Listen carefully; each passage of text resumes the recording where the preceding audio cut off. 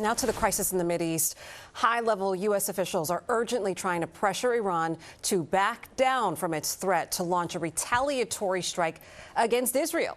It is the latest challenge to the Biden administration as it attempts to avert an all-out war. Eyewitness News reporter Josh Einiger live in Tel Aviv right now, traveling with Cardinal Dolan in the region. Josh.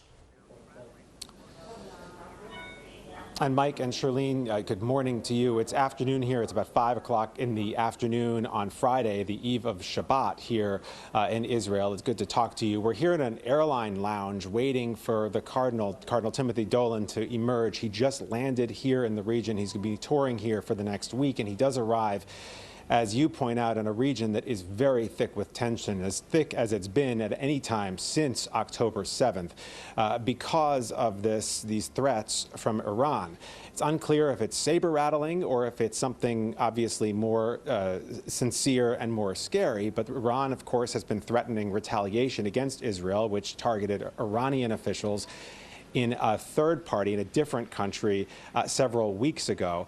The U.S. State Department is so concerned about this potential retaliation against Israel that it has now banned U.S. State Department employees here in Israel, of whom there are quite a few, from leaving the major metropolitan areas of Tel Aviv and Jerusalem as the U.S. works with back-channel communication with Iran to try to convince them to stand down. There is reporting in the local press that Iran has indicated through back channels that they are not going to do anything that would be deemed escalatory. In other words, something terribly dramatic that would lead to, as you describe it, an all-out war. Back here, we are waiting for the Cardinal to arrive here, as we said, to a country that is not only under the threat of retaliation from Iran, but also is now really divided internally about the state of things, the state of the war in Gaza.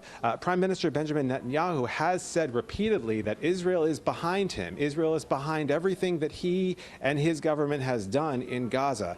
But the reality on the ground is a lot different. And we could show you video of a protest we passed this morning just outside the Prime Minister's official residence in Jerusalem.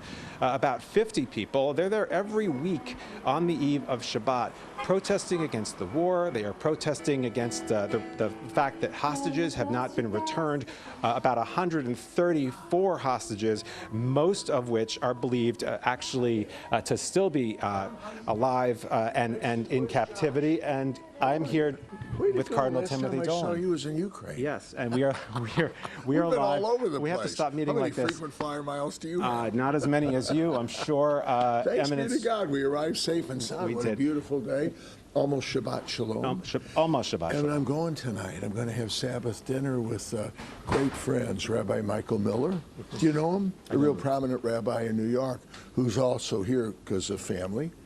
And Rabbi David Rosen, who's internationally known as a prominent Jewish leader. So we're starting off with family. We're starting off with friends. So let me ask you this. You're here. I was just saying, we're live on Eyewitness News at 10 right now. Okay. I was just saying that it's a very tense time in the region. There's a lot of concern about Iran and the potential for retaliatory action. You're here. Talk a little bit about how you're feeling and what you're doing here. Well, look. Here's the scoop. You're right. It is tense. There's trauma here. We got that at home too, right? That's part of the human condition. But when there's extraordinary trauma or danger, I don't know. I was just raised with a sense that when somebody whom you know and love and care for are suffering, you go see them. You want to be with them, okay? So being Archbishop of New York, I've come to know and love so many in the Jewish community. I've come to know and love so many in the Arab community, and I just want to be here with them. And I'm hoping that I appreciate the chance to kind of show them love and concern. And I appreciate the encouragement and the good example they're going to give me of their persistence and their grit and their perseverance. And I hope they appreciate my company. They tell me they do. So, President Biden had, harsh words for Prime Minister Netanyahu in the last week or two after the unintentional attack on that aid group and about the seemingly endless bloodshed in Gaza. What is your message to Israeli officials if you have the chance to talk to them about a ceasefire, about what they need to be doing? You know, it's interesting. Obviously, politics and international diplomacy wouldn't be my domain. One of the real reasons I'm coming here, it's because of the leadership that I have in something called the Catholic Near East Welfare Association. For 75 years, we've been assisting everybody, Jews, Muslims, Christians, especially the beleaguered historic Christian minorities, with good works. So our hospitals, our schools, our orphanages, our care for the elderly. And that's kind of what I really want to see. But politically, yeah, I hear one thing. These days we seem to talk about what divides us. And Israel almost seems to be kind of an icon of that division and that trauma, that hostility.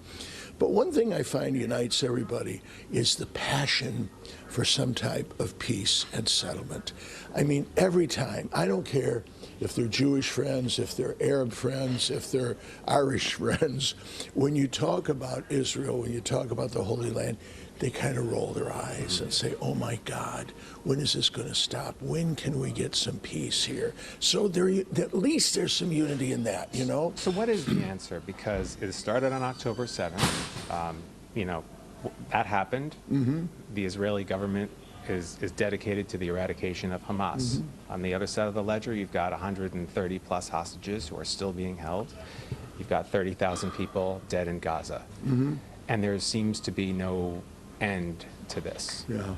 Well, again, I'm not an expert in that. One thing I would say, Josh, is this. One answer is to keep away from the extremes. So you got the extreme of Hamas, who literally want the extermination of Israel and Jewish people. There's one vicious extreme, okay?